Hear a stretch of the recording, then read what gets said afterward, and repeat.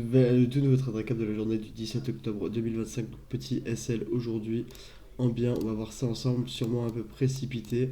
Et on va parler encore de quelques erreurs que j'ai fait ce mois-ci, totalement tout ce mois-ci, qui auraient pu faire en sorte que là, à l'heure actuelle, je sois mieux. Donc, hop là, on est directement sur ma page, juste ici, de Monthly. Donc, toujours pour l'instant, Monthly PNL 269 $. Ce qui est pas beaucoup. Comment j'aurais pu l'augmenter? Alors, tout simplement,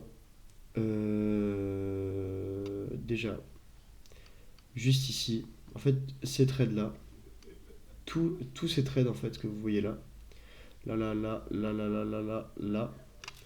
j'ai risqué 100 $ sur mon compte. Voilà. Et sur mes pertes, j'avais vraiment fait deux trades, je crois. J'avais pris deux positions dans la journée pour atteindre 250 $ de perte, je crois. C'était ça que j'avais fait. Et là, j'ai pris un trade risqué de 150 $.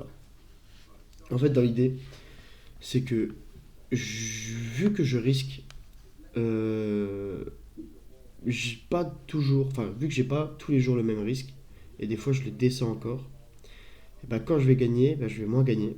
Et quand je vais perdre, bah, quand j'ai un risque à fond, je perds plus. Du coup, ça veut dire que j'ai un mauvais R par rapport. Excusez-moi, j'ai bu de la monster. J'ai un mauvais R par rapport à ça, il faut que je règle ça. Donc pour les prochaines semaines, un risque de 250 $, quoi qu'il arrive, par jour sur une position. Voilà. Il n'y a que comme ça que. C'est le dernier défaut, je pense, que j'ai trouvé qui fait que pour l'instant, je suis pas à la rentabilité que je veux. Donc voilà, là je vais bosser dessus. Du coup, d'ici la semaine pro, ça va être pas mal. Quoique, avec les annonces économiques, je sais pas s'il y en a beaucoup. Excusez-moi, je sais pas quand ils sortent, mais vu que je regarde s'il y a des jours à trader encore, mais ça va être 250 $ de risque, dans tous les cas. Il y aura plus de 90 $, 100 $ de risque. Là, par exemple, j'avais risqué 100 $. J'aurais risqué 250, ça aurait été différent la journée. Et etc. etc. quoi. Donc c'est pour ça que je trouve ça un peu dommage. Le mois, il aurait pu être et dû être beaucoup mieux. Mais c'est pas grave, parce on sort d'une belle misère, ici, où pareil, là, je risquais 250 $ par position. Des fois même plus. Overtrading. Beaucoup de choses qui étaient mauvaises. Donc voilà. Là, ça, j'ai réussi à fixer. C'était que des problèmes psychologiques. Il n'y avait aucun problème en soi technique. Et du coup, c'est pour ça que là, ce mois-ci, ma technique est bonne, ma psychologie moins. Et aujourd'hui, j'ai encore eu un petit problème psychologique qu'on va voir ensemble. Donc voilà. Sur ce, on va passer au petit graphique. Alors, parce que le problème de la psychologie, c'est qu'un jour ou l'autre, ça craquera. Et c'est comme là à l'heure actuelle, bah voilà, bah c'est juste parfait ce qui se passe. C'est exactement ce que je voulais. Je suis en train de voir aussi quelque chose, je vais voir ce qui peut se passer, ça peut être intéressant. Voilà. Bref, du coup, euh, excusez-moi.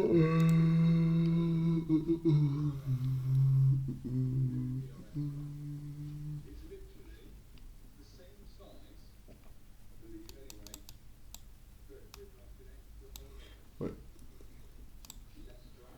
ok. Ok, 15. Je backtest un peu en même temps, je regarde pourquoi, du comment, est-ce qui s'est passé. Là, on est revenu encore sur un petit VG, sur le MS pareil, pour aller chercher les plus hauts. Bon, bref, on va passer au trade récap. Alors, je m'attendais, on va aller en weekly. Weekly, on sait qu'on a réagi dans un fair value gap weekly juste ici. On s'attend à une délivraison à la hausse. Sauf que là, si on regarde la bougie weekly, elle est énorme. Là, il reste encore du prix à aller chercher. Et vu qu'on n'a pas beaucoup bougé ce mois-ci, enfin cette semaine, je m'attends à ce qu'on clôture un chouïa plus haut quand même, genre vers cette zone en fait.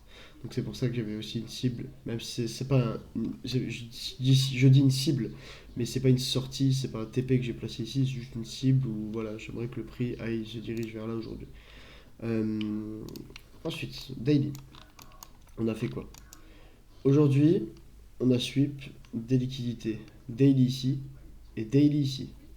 On a commencé à réagir à la hausse. Ok. H4 c'est encore plus parlant. Voilà, juste ici, on était dans cette zone ici, juste avant, hop. Donc moi je fais quoi? Je descends H1. H1, là dans le contexte, on a suivi la liquidité. On est d'ailleurs même revenu dans ce gap, juste ici. En suivant les liquidités ici, on réagit à la hausse. Là je m'attends juste avec l'ouverture de 9h30. Vu qu'on a déjà manipulé aujourd'hui, je m'attends juste à une expansion du prix. Voilà, donc c'est ce qui se passe ici. Ok. Ensuite, ce que j'ai vu.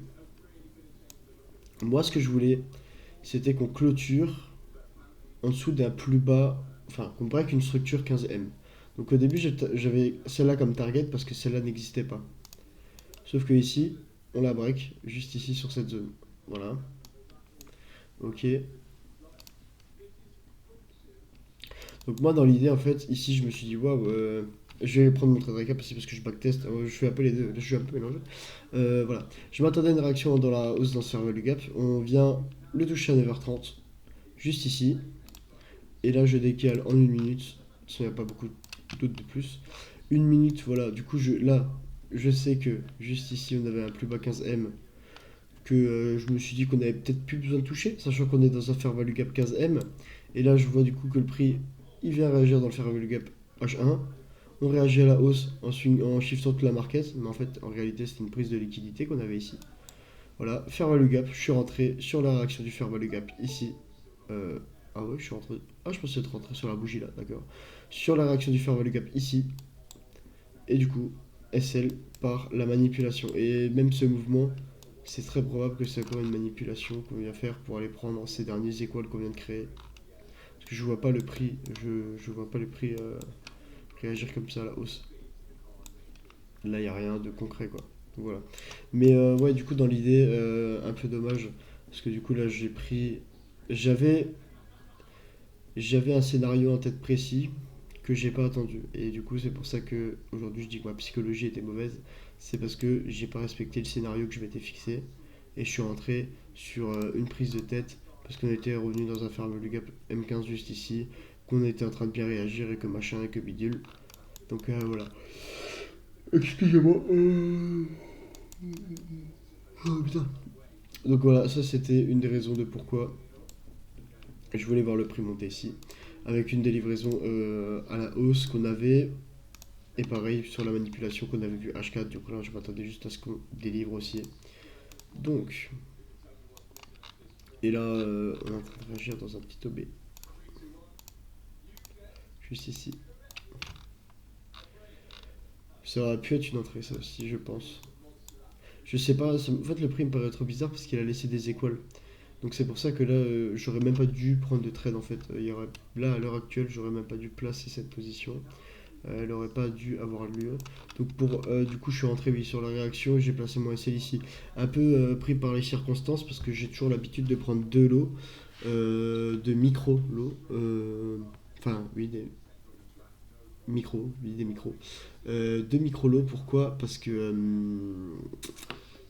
ça respecte le plus souvent mon risque management, je suis même en dessous de mon risque management daily. Sauf que là, je suis rentré avec de l'eau et là, ça me faisait moins 350 balles ce swing.